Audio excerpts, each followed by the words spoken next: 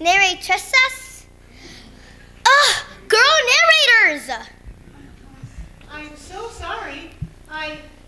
Well, most musicals end with the major scene on stage as they are here, so I just assumed that this was the end of the musical.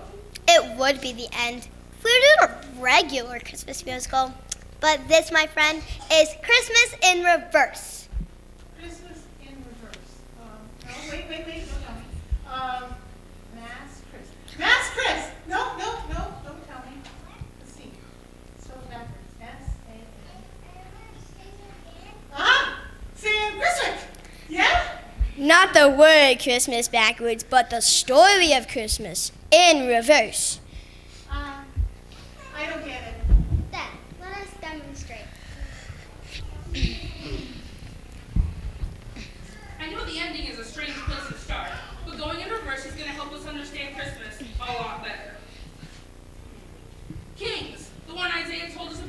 you go first. Shepherds, the first ones to hear the birth announcement, back it up. Angels, who gave that announcement, off the stage. Innkeeper, you can follow the angels out. Joseph, and take Mary with you. He'll be around for the whole thing. So here we are with nothing left but Jesus in the manger. But why did Jesus come here in the first place?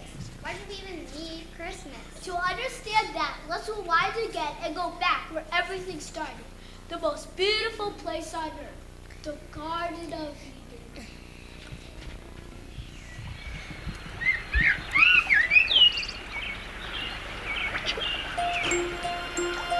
Let's start at the very beginning. A very good place to start. To understand why Jesus came to man, let's start at the garden called Eden. Adam, look at that delicious fruit. Funny, they look kind of like apples to me. But imagine all the things that you can make with them. Fruit sauce, fruit pie, fruit jam. Hey, can you make some Snapple to wet my Adam's apple? Get it? My Adam's apple? Oh, I'm the funniest guy on the planet. Adam, you're the only guy on the planet. Now, help me, sir. Whoa, wait a minute. God gave us every tree in the garden except for this very one. I know, but when someone tells you don't do something, what you naturally want to do.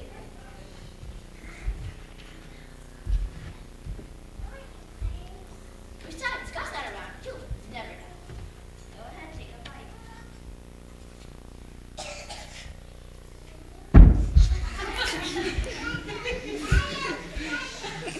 Now, doing what God tells us not to do is called sin.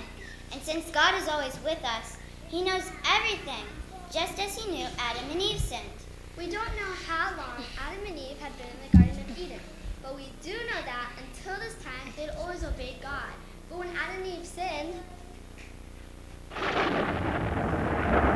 garden became a place God could no longer be. So as the angels watched Adam and Eve leave the garden in shame, what do you think they might have said?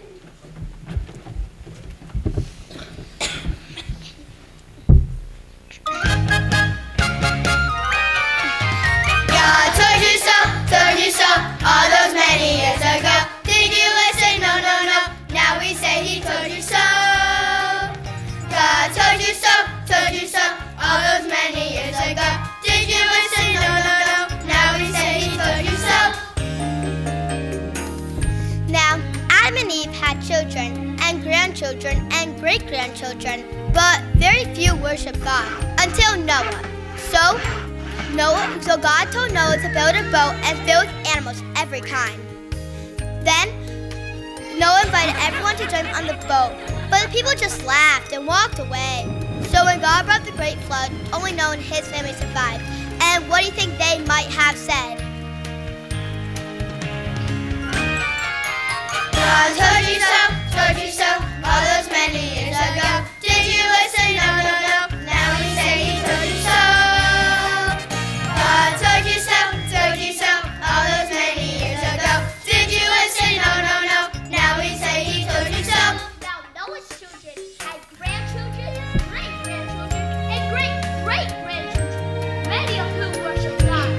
Leaders like Isaac, Jacob, Joseph, or Moses, and prophets like Isaiah, Ezekiel, and Malachi told the people to love and obey God. For a time, the people did worship God, but then they chose their own way. Wait, what do you think the prophets might have said? Wait, what did they actually say? Therefore the Lord Himself shall give you a sign. Behold, a virgin shall conceive and bear a son, and shall call His name Emmanuel.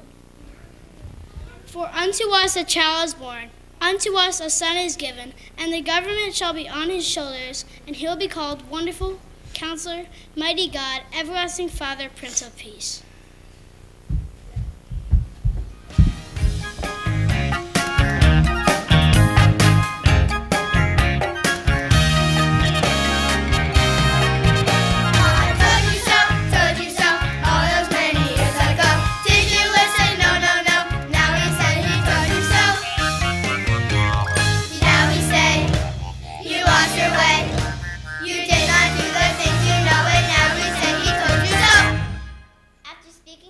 very last prophet Malachi, God was silent. There were no more prophets, no more words of hope, no more promises of a Savior. Time passed slowly. 1 year, 10 years, 100 years, then 400 years. What about the people who loved God and prayed for his return? All they could do was wait.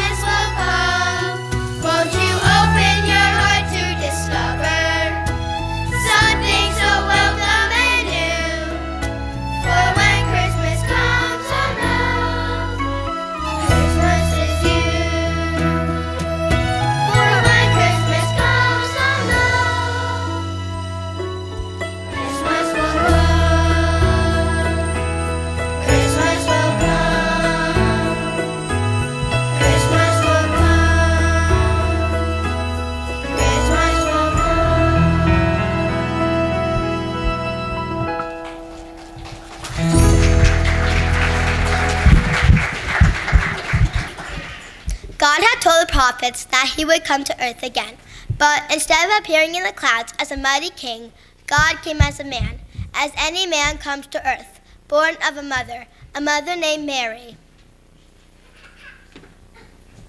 Here's how it happened. The angel Gabriel appeared to Mary and said, Mary, the Lord has decided to wonderfully bless you. You will be the mother of God's own son. Then Mary replied, Oh, how I love the Lord, that he would even notice a simple girl like me. The Lord has done so much for me, just as he does wonderful things for others who serve. Mary was the most blessed of all women, not because she was perfect, but because she used to be the mother to take care of God's son. Mary loved God, trusted him, and trusted his plan for her life.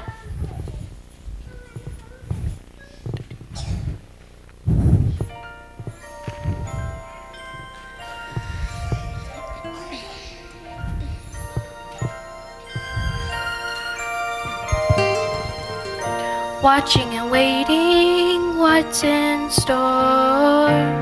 Such wonderful plans before me. Knowing you'll give me so much more than I ever hoped or dreamed. I could never have imagined all you planned, and I can't forget the day it all began. Since you came and called my name, I can only marvel at the mystery. Magnify the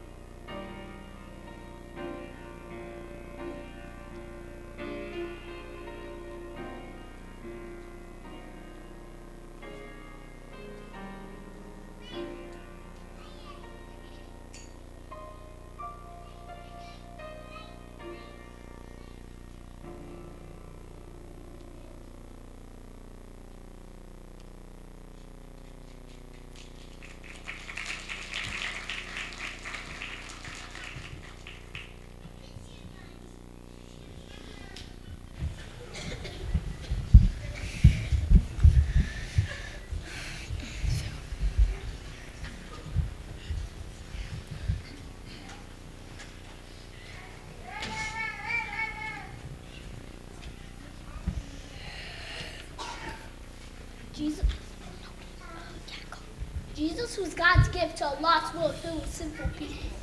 But because Jesus was God with us, he alone had the power to forgive sin. And of all the people who lived at that time, who would be the first to hear the news of Jesus' birth? 5,000 out there. Don't make me come out there.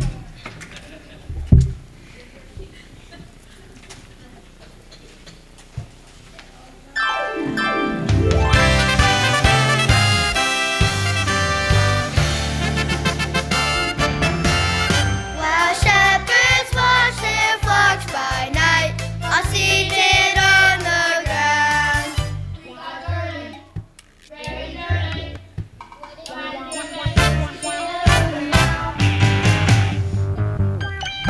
While shepherds watch their flocks by night, and leading with the sheep.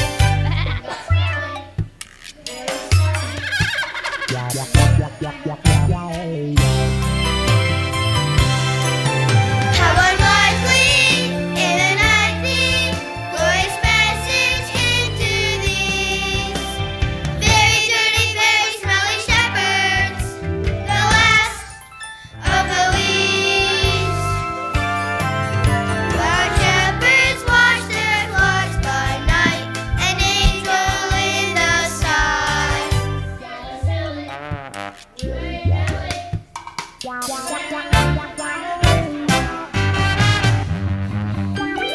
While shepherds watch their flocks by night, an angel and good news.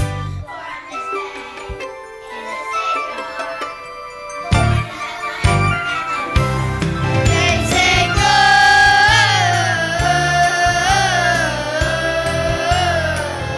Gloria in excelsis Deo.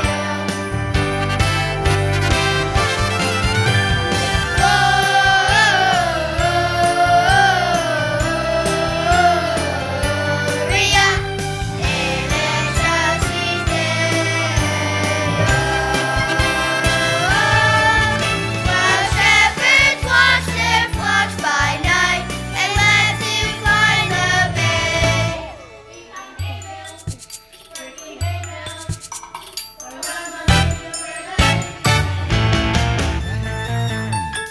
While shepherds watched their newborn king, they knew this promised one.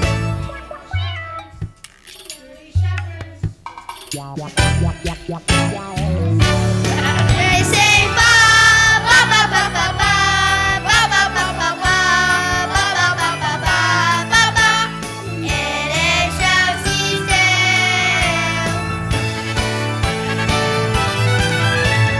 Ba ba ba ba ba ba ba ba ba ba ba ba ba ba ba ba ba in excelsis Deo.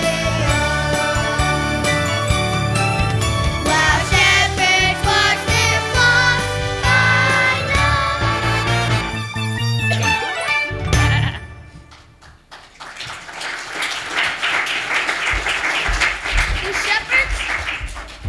The shepherds found Mary, Joseph, and baby Jesus lying in the manger. The stable was probably quiet except for the rustling hay and the animals nearby. But as the shepherds knelt before Christ's child, a sound of an angel chorus that had brought such good news must have been ringing their ears, because in any message, because in any language, the message was awesome. A Savior is born unto you. After worshiping Jesus, the shepherds would leave to tell their friends that the waiting was over. God's own Son had been born this very first Christmas. But others would come to worship the Savior, like the wise men, who after months of following the star, finally found the newborn king. When they found the child, they said, We have seen his star. We have come from the east to worship him. Then those kings knelt before the King of Kings, gave gifts to the young child, and worshipped him.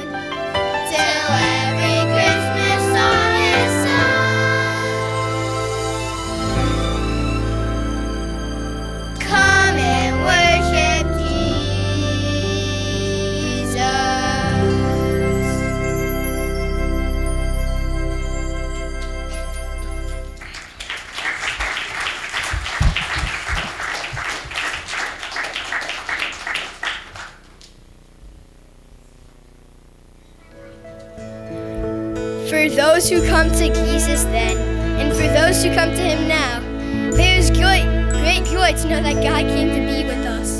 But as we looked at Christmas in reverse, we see that God has always been with us, always loved us, and always had a plan for our lives. And even though we weren't able to worship at the manger, we can still honor him now. Give Jesus your love. Give him your life. Give him your heart.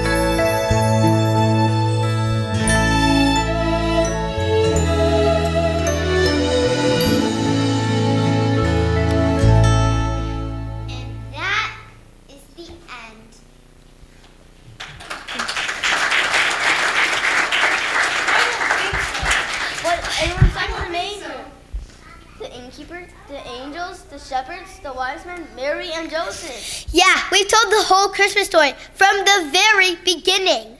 Yes, but that's not the end. So what's left? The praise, the applause, the wonderful knowledge that God sent his son to this wicked sin world to forgive us, to welcome us to a home in heaven someday, and a Savior to greet